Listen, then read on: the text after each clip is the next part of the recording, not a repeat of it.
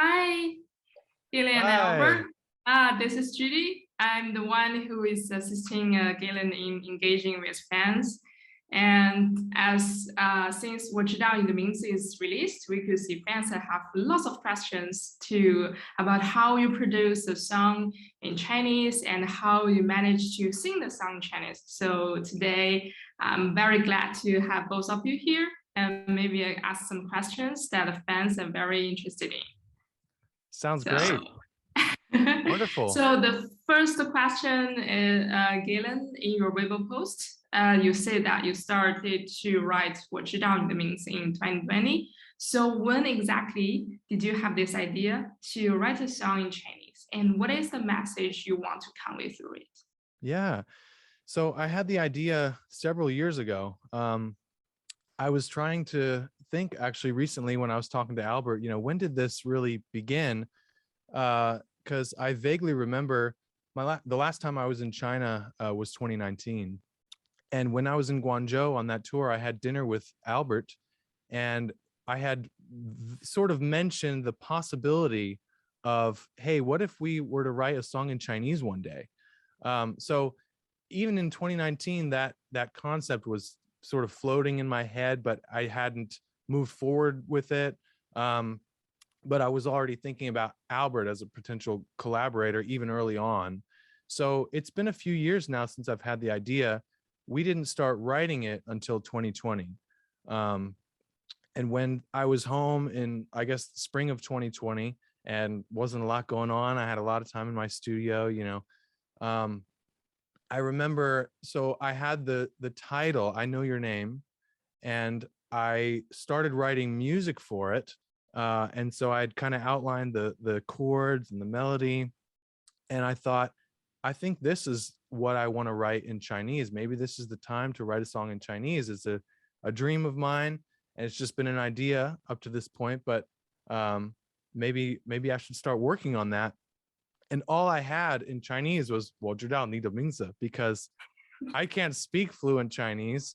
I've been learning casually for the last few years just to engage when I'm, speaking with other Chinese people or going to tour there. But knowing that I wanted to write a song in Chinese, basically what I did was write the song on the music portion, write the music and the melody, and write English lyrics that I thought could, translate into Chinese. But I had to hold the English very loosely because I knew, okay, here's what I want to say in English. But when you translate to another language, any language, even if it was one of the Romance languages like Spanish or something, the translation is going to change, right? Because the language is different, and what you want to say and how you want to say it in that language is going to be different. So I made basically a loose skeleton of English. And then that's when I started contacting Albert.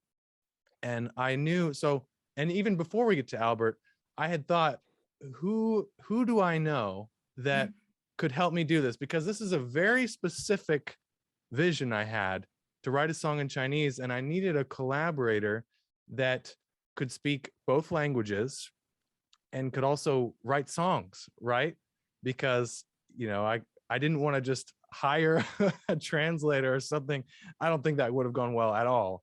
But I was thinking, who do I know that could speak both languages as a writer?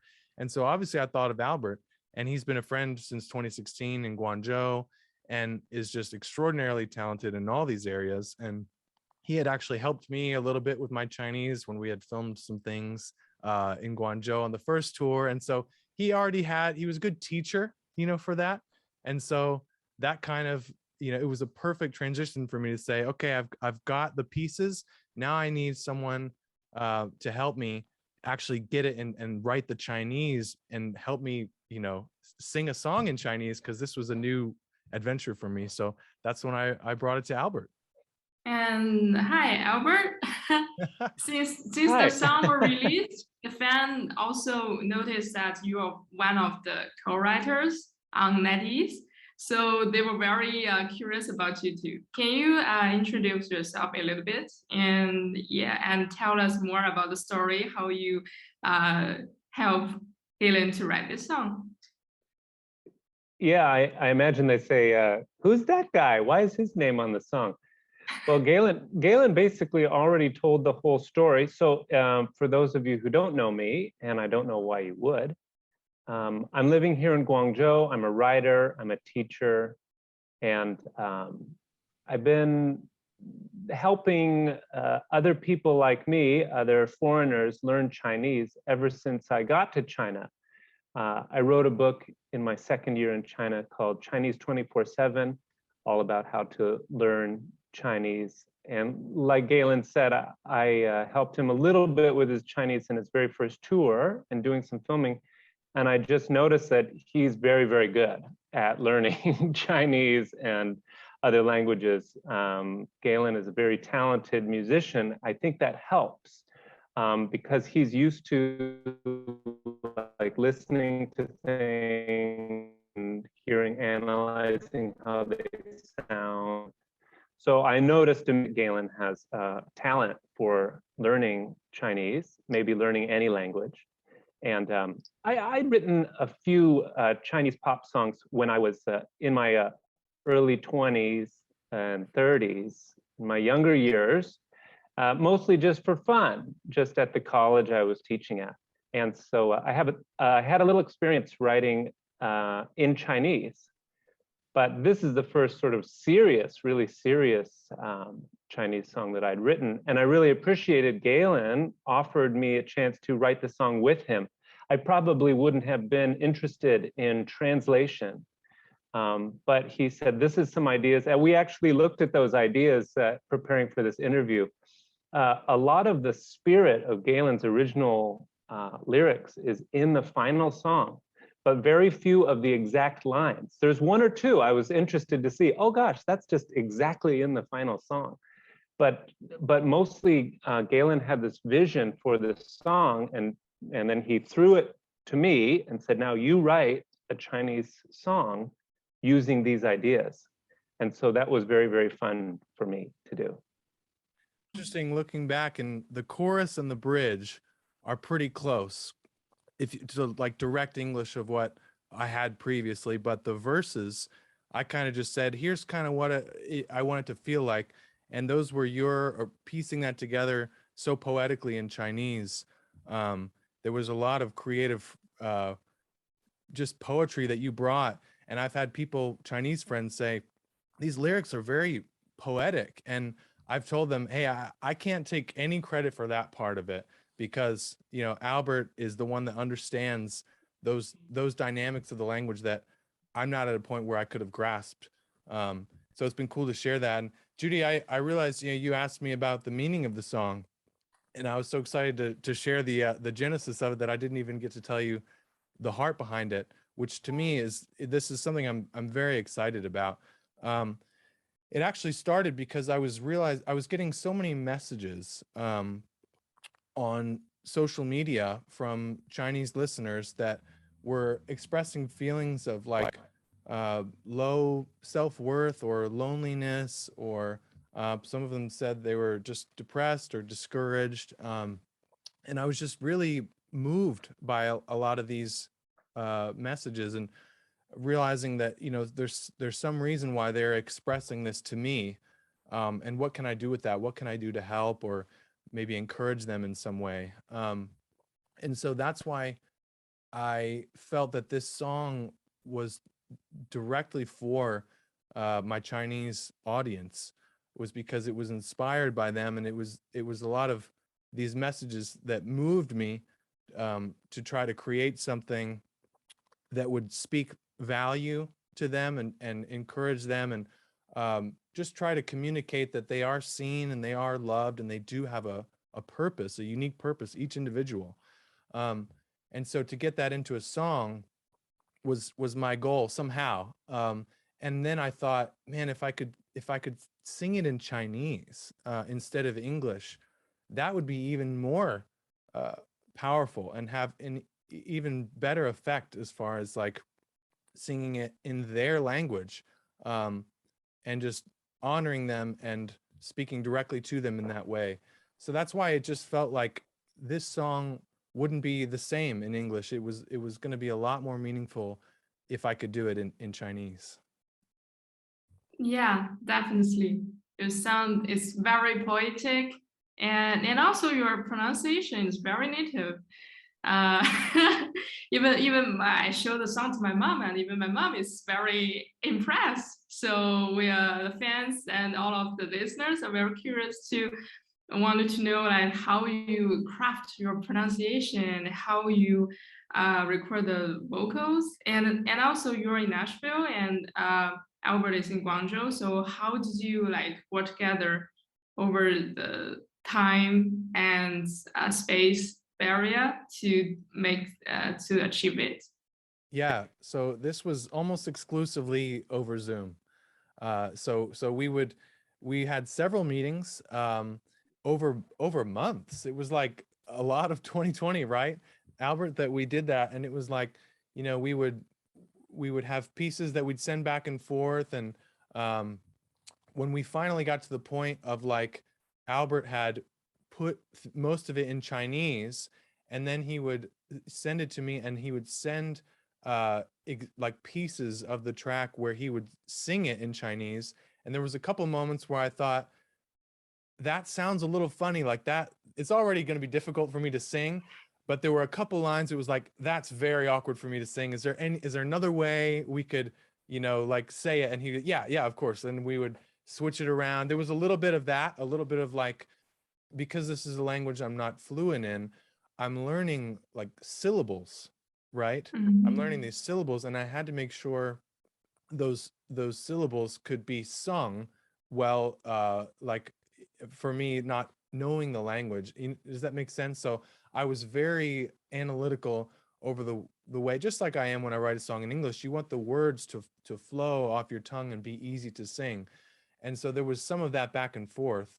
When we actually got to the recording stage, Albert, because he also is a very talented musician, he recorded himself singing, and actually, I won't play it for you because it's hilarious, but he sent me almost, it was like himself singing in slow motion, you know, like water now, you know, like that, which was very kind of him because he knew that's what I needed to hear it, but it was hilarious to listen to.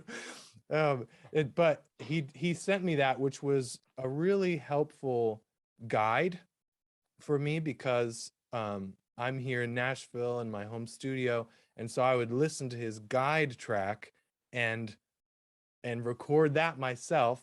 And then I had sort of a small team of people that I would send it to and say, how does this sound? Am I way off? Am I close? You know? And Albert was the main person, and his wife Eva was also really helpful there with getting the pronunciation. And you, Judy, I sent it to you a couple times. Yeah. And I said, hey, you know, what do you think? How's my pronunciation? And I had a couple other friends that I sent it to, and they, you know, usually they were very kind. They were like, it's pretty good, but if you could say this word a little more, you know, like this, and then it'd be just a little better, you know. I was like, okay, because I wanted to sound like I was saying everything correctly, but I'm okay if I have a bit of an accent because I'm American, you know, and I was okay if I sounded like a foreigner, but I didn't want anyone to laugh at my pronunciations. Oh, he's not saying that even close, you know, to correct. So I knew it was important for me to get it close. But Albert, what was that process like for you as far as like receiving these drafts from me that were, you know, almost there but needed a little adjustment? I remember it was really, really good. It was very fun for me. And like I said, you know, Galen, you showed a lot of talent right off the bat. And so I remember we had this big Excel sheet of like red, green, and yellow. Like green is super, super good. Red is, we have to change this. This is nobody's gonna understand it. And yellow was like, you know, it could be better, but it's okay. And so I went through and I highlighted every word for you and every single syllable and showed you what I thought where the problems were. And there were very, very few. And also my wife, Eva, I definitely need to give her credit for that. She actually helped a little bit with the lyrics too. I'm just saying, does this sound good? And she would, she would tell me things. Back in the writing, I know we're on to the performing, but I wanted to give her some credit too. She would say, no, you can't say that. She would do a lot of stuff like that. Okay, so I go back to the piano, or I actually wrote the lyrics at the piano, and and I on my little computer, I typed something. I thought, okay, how does this sound? And I'd sing it. No, you can't say that. Oh gosh. So it was a process like that. Well, similar to when we got to the pronunciation part, Galen would record it and send it over, and then we would send some feedback back, and it was not that many rounds, actually, maybe 3. I think it was three drafts. Yeah.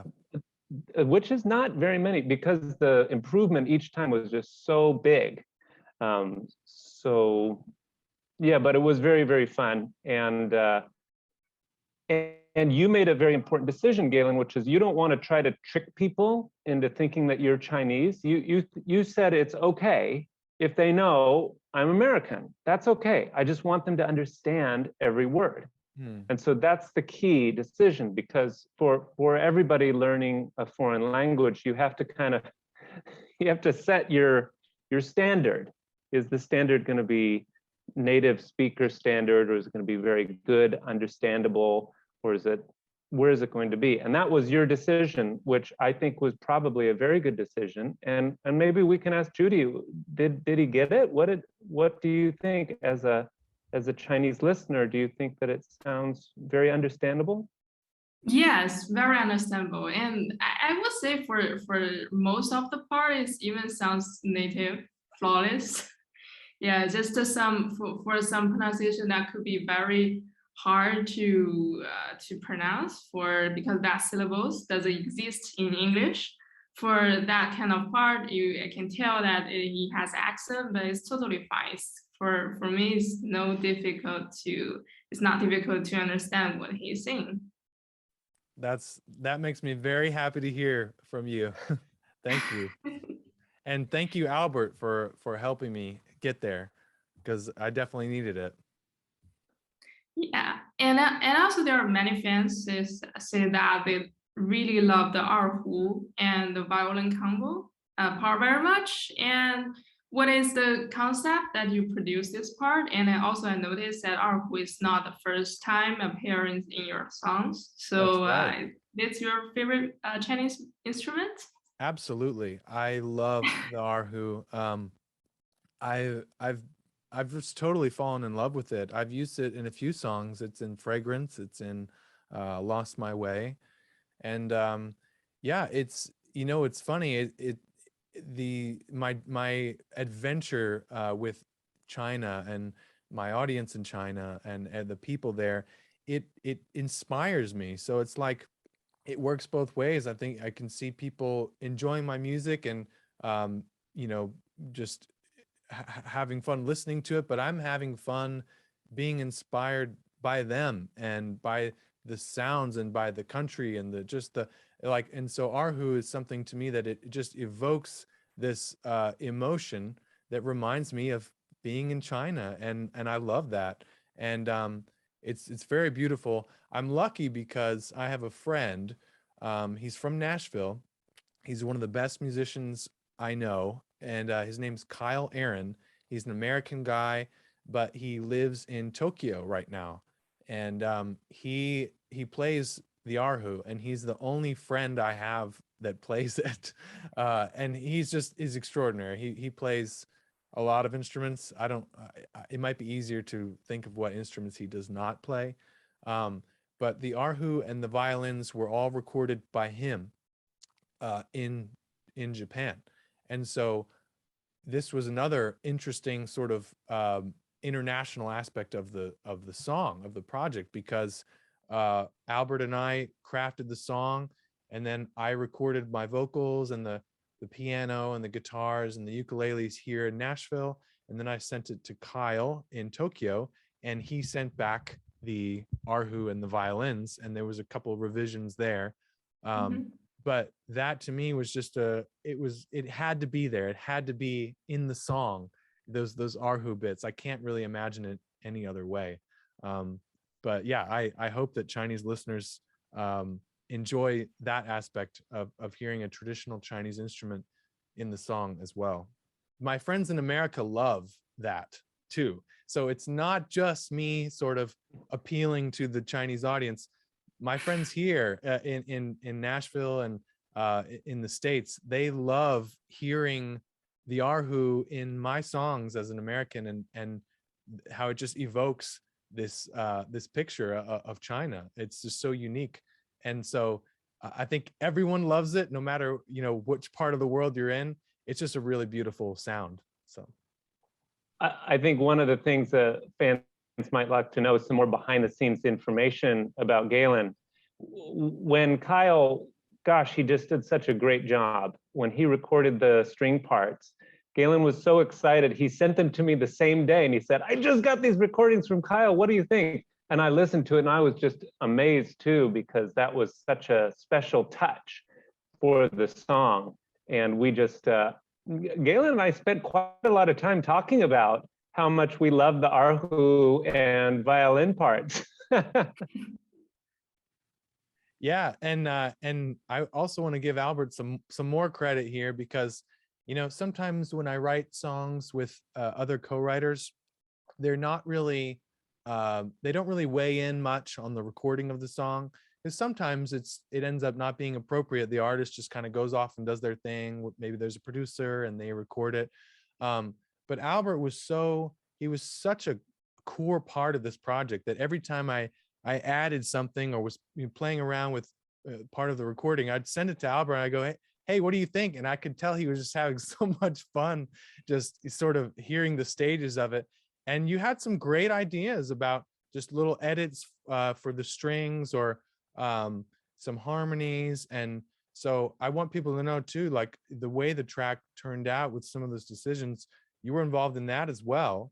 And also my wife, Roxy, just a little, I don't think anybody knows this, but she came up with the idea to have the bridge go to like a staccato thing, which was a cool, like Eleanor Rigby type feel. And Eleanor Rigby talks about all the lonely people, and so her brain, the way it worked, this song trying to encourage lonely people, she was reminded of Eleanor Rigby and thought, what if the strings there went to more of a staccato feel? And I had already had this whole other sort of vibe for the bridge at that point, but when she said that, I was like, wow, that's a great idea. And we tried it and everybody loved it. So that was a cool sort of happy accident as well. So we could see that so many people have devoted in producing this song and giving good suggestions. Yeah, it was a team effort, more than usual. There was not a lot of people, I guess, 3 or 4 total. Well, more than that for the language part of it. But yeah, the song, it was a team effort. And I feel really grateful, because every project is more meaningful when you collaborate. And this was a collaboration, and an international collaboration. So I hope that comes across when people listen to it. Yeah. And also, here's my last question. Apart from 我知道的名字, and we probably know that fragrance is also inspired by China and Chinese food too. Is there any other songs of you is also inspired by your experience in China, or just China or Chinese listeners? Yeah. So the main ones are, well, 知道你的名字 and fragrance. There's another one called Dig a Hole to China, which that's an interesting one because it wasn't inspired directly by China, but it was a fun play on words, because in America there's this old expression when kids are like digging a hole in the ground and they're playing, and somebody would say, hey, if you keep digging, you'll end up in China, like it would go straight through the earth or whatever. So it's just a silly expression, but I thought of it in connection to sort of the internet being like a weird, like path to reach the other side of the world. And I thought, wow, I'm sitting here in Nashville, Tennessee, writing these songs and thinking about just putting my heart into the music and the messages, and it's going through the internet and onto these apps, and it's reaching people in China. And it's like, the way I wanted to say that was, I'll dig a hold of China, you know, just to reach you. That's how much I love you, you know, kind of thing. So that's the other one. But really, you're right. It's mostly fragrance. I started writing fragrance in China, actually, on my first tour there. And then this one, obviously, I Know Your Name, directly dedicated to people in China. Thank you. I hope that in the future we will be able to hear more sounds that is inspired by China or Chinese fans. Yeah, absolutely. I'm sure it will happen. Thank you so much for talking to me about this, both of you. Very grateful for you guys, and yeah, 新年快乐. Yeah. That's right. 新年快乐. 新年快乐. All right. 再见.